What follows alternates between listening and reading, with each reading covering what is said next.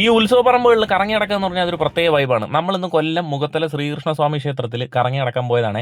ആദ്യം കണ്ടത് ഇതാ കുടുംബശ്രീ യൂണിറ്റിന്റെ ഒരു ചേച്ചിമാരുടെ മുളയരി പായസം. അത് കഴിഞ്ഞ് കുറച്ചുകൂടെ മുമ്പോട്ട് പോയി കുറച്ച് അമ്മമാർ അവിടെ ഇരുന്ന് നല്ല പനയോലയിൽ നല്ല അടിപൊളി സാധനങ്ങൾ മേക്ക് ചെയ്യുന്നുണ്ട് കേട്ടോ. അത് നല്ല വെറൈറ്റി സാധനങ്ങൾ ഫ്രഷ് ആയിട്ട് ലൈവായിട്ട് അടിച്ചു കൊടുക്കുകയാണ്. ഇനി ഇതാ ഇപ്പുറത്തോട്ട് വരികയാണെന്നുണ്ടെങ്കിൽ നല്ല സുണ്ടൽ ഇവിടെ ഇങ്ങനെ വേവിച്ച് തട്ടുന്നുണ്ട്.